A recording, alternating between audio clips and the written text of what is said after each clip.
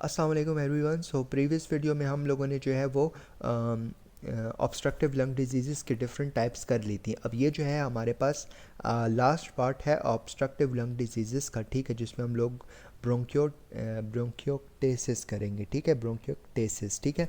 ब्रोंकियोटेसिस किसे कहते हैं? इसमें मेनली हमारे पास परमानेंट जो है वो डायलिटेशंस होती हैं, ठीक है, ब्रोंकाई या ब्रोंक्यूल्स वगैरह की, ठीक है। अब किस वजह से परमानेंट जो है वो डायलेशंस होती हैं ब्रोंकाई या ब्रोंक्यूल्स की, ठीक है। ये हमारे पास या तो कोई ऑब्स्ट्रक्शन हो गई है ब्रोंकाई में, ठीक है, या ब्रोंक्यूल्स में, उस ऑब्स्ट्रक्शन की वजह से हमारे पास जो है वो डायलिटेशंस हो सकती हैं। अब ऑब्स्ट्रक्शन किस चीज़ की ऑब्स्ट्रक्शन होती है? डिफरेंट हमारे पास म्यूकस की ऑब्स्ट्रक्शन हो सकती है, ट्यूमर वगैरह बन सकते हैं, इसके अलावा और कोई मास वगैरह की ऑब्स्ट्रक्शन हो सकती है, फॉरेन बॉडी आ सकती है, जैसे कि बच्चे जो हैं वो कोई सिक्का जो है वो सांस की नाली में चला जाए, या कोई खाने का कोई टुकड़ा जो है वो सांस की नाली में चला जाए, तो वो ऑब्स्ट्रक्शन करा सकता है, ठीक है। तो ये हमारे पास हो गया कि ऑब्स्ट्रक्शन की वजह से हमारे पास मेनली जो है वो होता है परमानेंट डायलिटेशंस, ठीक है। इसके अलावा हमारे पास एक सेकंड कॉज होती है, जैसे क्रोनिक नेक्रोटाइजिंग इन्फेक्शंस होते हैं, ठीक है। नेक्रोटाइजिंग इन्फेक्शन मतलब नेक्रोसिस वगैरह, ठीक है। तो क्रोनिक नेक्रोटाइजिंग इन्फेक्शन होता है, तो वो भी हमारे पास परमानेंट डायलिटेशंस कॉज कर सकता है ब्रोंकाई एंड ब्रोंक्यूल्स के, ठीक है। अच्छा, और ये क्या करता है, इन दोनों की इस ऑब्स्ट्रक्शन की वजह से या नेक्रोटाइजिंग इन्फेक्शन की वजह से हमारे पास जो ब्रोंकाई या ब्रोंक्यूल्स की जो वॉल होती है वो वीकेंड हो जाती है, पतली हो जाती है, और पतली की वजह से वो फूल जाती है, ओवर डायलेट हो जाती है, ठीक है। अब प्री डिस्पोजिंग फैक्टर्स की हम बात करते हैं, तो अगर हम प्री डिस्पोजिंग फैक्टर्स को देखें ना, तो इसमें हमें क्या नज़र आता है?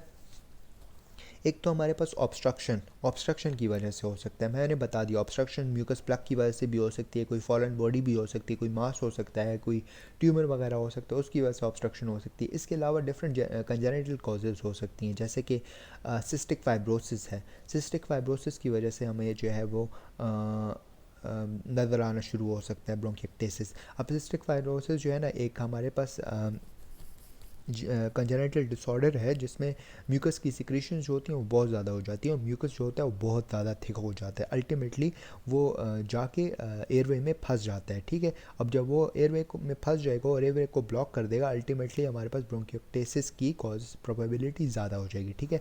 इसके अलावा हमारे पास एक और इम्यूनो डेफिशिएंसी की वजह से भी हमारे पास ब्रोंकियोटेसिस हो सकता है, बिकॉज इम्यूनो कॉम्प्रोमाइज़ बंदा है, उसमें इन्फेक्शन की प्रोबेबिलिटी ज़्यादा हो जाती है, अल्टीमेटली डिज़ीज़ की प्रोबेबिलिटी भी इंक्रीज़ हो जाती है, ठीक है। इसके अलावा एक और टाइप है जिसको हम कहते हैं कार्टिक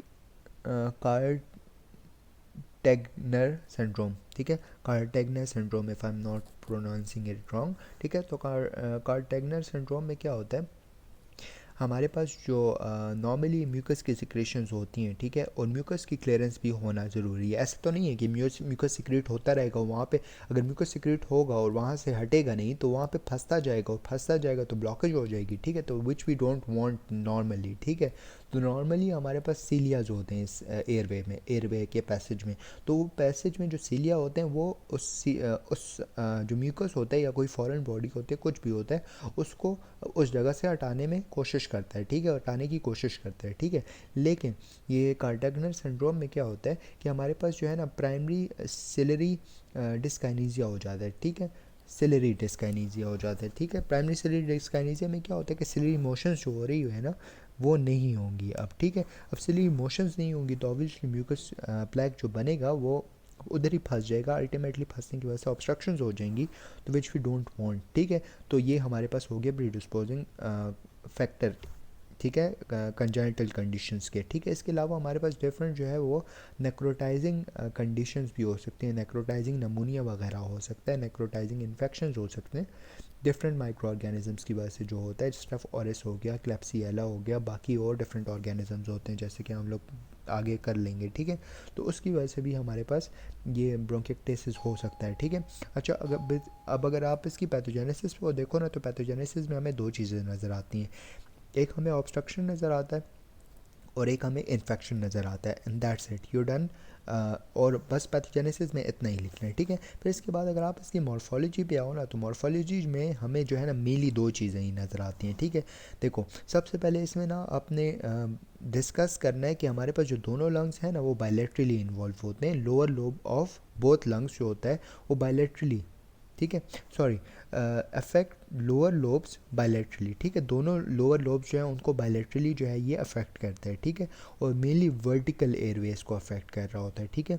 अब बहुत सारे माइक्रो ऑर्गेनिज्म जो होते हैं वो इसको कॉज कर सकते हैं ब्रोंकिक्टेसिस को, जैसे स्टेफ ऑरिस हो गया, स्टेप इन्फेक्शन हो गए, नमूने कोकाई वगैरह हो गया, एंटेरिक ऑर्गेनिज्म वगैरह हो गया, एनारोब्स वगैरह हो गया, एच इन्फ्लुएंजा हो गया, एपी एरेगोनोजा वगैरह हो गया। ये सारे ऑर्गेनिजम्स जो हैं वो कॉज कर सकते हैं ब्रोंकिक्टेसिस, ठीक है।